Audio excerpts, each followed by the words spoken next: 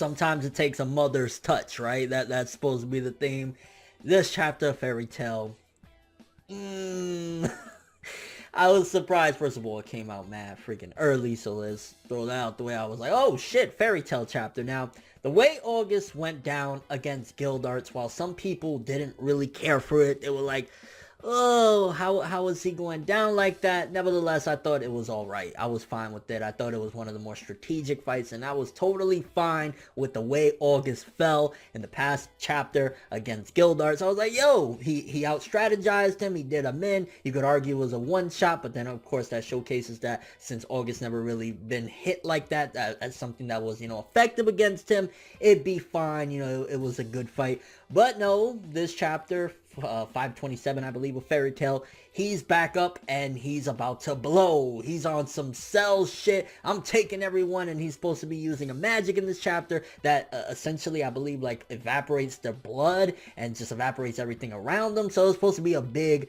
deal. You have people in the chapter like, oh, I can't breathe and shit like that. So I'm like, yo, this could be a good time to really make August. Not only did he have a cool fight against Gildarts, but then him coming back up, it's like, this is a moment to give one of the Spriggan a really good win, right? At the very least, take somebody out, do some damage, do something.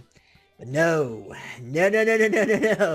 This chapter, apparently, looking at your mom will just completely destroy what you're gonna do. Now, you could argue there is some logic with it. I mean, in a sense of, okay, he was about to essentially detonate and take everyone out. He was distracted, so before his ultimate master plan of taking everyone out could be put into effect, he fucked himself over and his body evaporated before everything else could continue. And also, you could argue that maybe, okay, the magic inside of him was too strong and he never really used it to begin with, so his body couldn't handle it. So there's the argument there, but for crying out loud, if you was gonna bring him back only for him to body himself, you know what I'm saying? August bodied himself in this chapter because he saw his mom. You again argue the sentimental factor, because overall within this chapter there was some decent things here and there, but as a whole, I mean, come the fuck on. Like, really, he gets back up only to fucking just,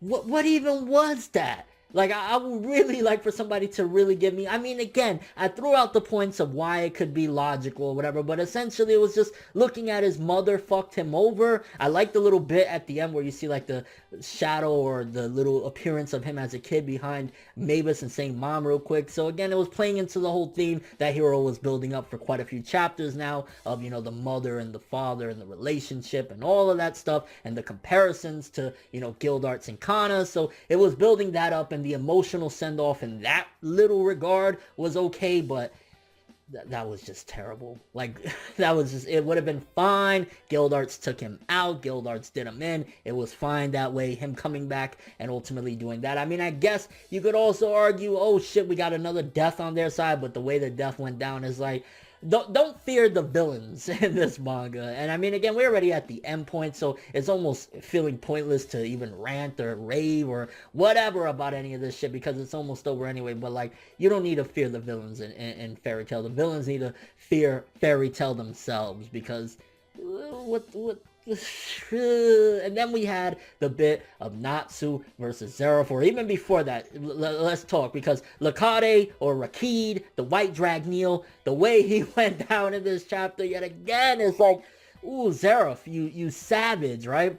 That was a good bit, I'm not gonna lie, because it showcased yet again that Zeref don't give a fuck, especially when he starts getting in the rage, the mindset of like, oh, this guy is begging him, please, Dad, why are you doing this to me? You're hurting me. Stop this, Dad. And Zeref didn't give a shit, bodied him, killed him, put him back in the book, so to speak. He's like, yo, you nothing but a fucking demon. Get out of my face. So it was good on Zeref's part to showcase him yet again as a really true villain. So in that regard, I was like, cool, whatever. The thing that threw me off was after the fact, where after just witnessing what Zeref did to this guy, that at the end of the day, everything he was doing was so that his father could appreciate him, or what he thought was his father. He was, I guess, delusional, his whole life, thinking that Zeref was his dad or whatever, but what he thought was his father, Natsu witnesses that, and then afterwards says, hey, we're brothers, right? And I'm like, oh, now I get in a way where he's coming from, because he's trying to talk Zeref out of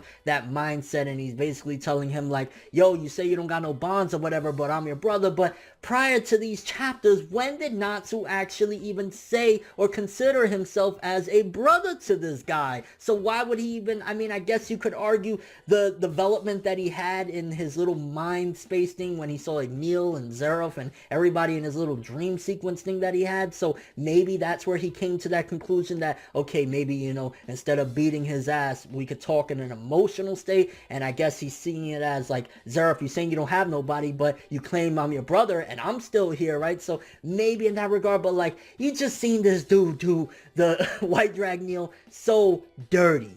He did him so dirty. Dude's begging, I love you, please, dad, what are you doing? And yo, we're brothers, pa. We're brothers. And I mean, it was a setup at the end, so things is getting more serious with Natsu and Zeref, and it really feels like it's about to climax with the ending, with Mavis saying, yo, I know how to take Zeref down. So it seems as though we're really heading into the climax. And I mean, we've already been confirmed that Fairy Tail is ending soon. We're on the last arc anyway, so we know that. But when Mavis got the E.N.D book, which was a good progression, I guess, with her whole plan as well, of the fact of like, okay, I know how to defeat him now. I'm imagining what's going to happen, because I think the next chapter's title is something like the Demon Dragon, something along the lines of that. Maybe with Natsu fighting Zeref, potentially he's going to have to unlock that stuff that, even though we thought was gone for good, the seeds were, you know, evaporated and destroyed. Maybe Natsu is going to go into that form, and ultimately Mavis will have a way to take him out and separate him so that he can still live on even after the defeat of Zeref, because she's like, okay, I got a plan. We're going to wipe out Zeref, but then I'm going to need your, you know, the friends, Natsu's friends, in order to completely save the situation. So if he rages and he goes complete E.N.D, it'll be the chance for her to separate him, using his friends to talk him out of, you know, his rage, and then separate the two. Potentially that's Mavis's plan, to get rid of Zeref and also save Natsu. So we have that there. And I mean, the chapter as a whole, I mean, the August shit is like, there's a little bit of logic you can infer in there, but still him coming back just to look at his mom and blow up and or evaporate. No, that was terrible. And then even Lakade, after, you know, he just fucking killed what this guy thought was his father. You know, he thought his son, the whole relationship, he just killed him. He just did that. Natsu's like, but we're brothers. I mean, granted, he did punch him beforehand and shit like that, but yeah. And I mean, Gildarts was also spared in a way from anything happening to him. That was another thing. I think it would have had more impact if, at the very least, even though he was stopped by seeing his mother and it, you know, distracted him enough so his body could cannibalize itself, essentially. If he would have took somebody out with him, it would have showcased a mark, a stamp of something that he's done. You know what I'm saying? Like, if he would have took out Gildarts, Kana, somebody around. Not that I want Gildarts to die, because, again, that's one of my favorite characters in Fairy Tail. He's one of the best and most enjoyable characters in the series. So it's not that I necessarily wanted him to die, but it would have showcased some impact and the scars left behind of what Spriggan 12, you know, has done.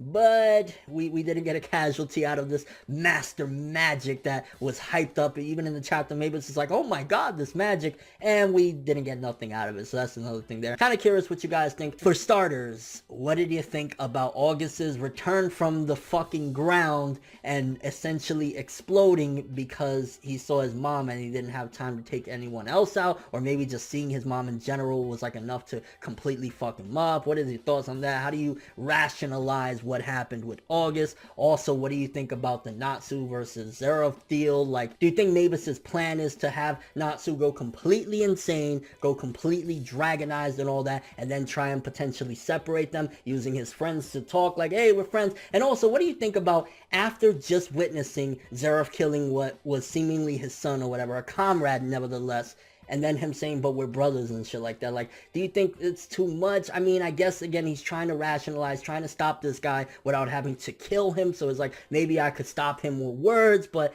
it's still kind of like a bit too much. And I think the August bit as a whole in the chapters were really just started off like, come the fuck on, bro. Like, damn, this chapter. I mean, August was just fine. It was just fine. I don't care what anyone says. The fight with him and Gildarts was just fine.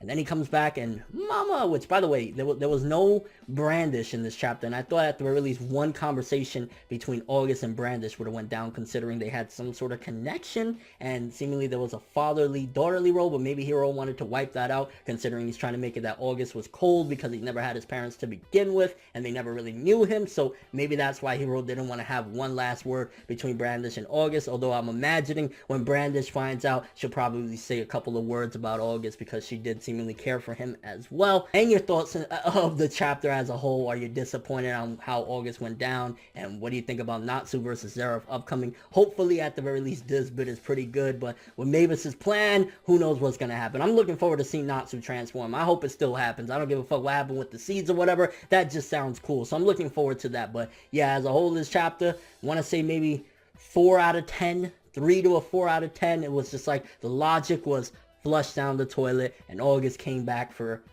silliness. Like, what was that? But that's all I have for this one. Thanks for watching. Hope you enjoyed. If you liked anything I had to say or enjoyed the video, drop me a like. I'd greatly appreciate it. And if you want more from me, make sure to subscribe. Follow me on Twitter, Instagram, and stalk my Facebook to get more when the video ends. I'm ForneverWorld, and as always, people, have an awesome day.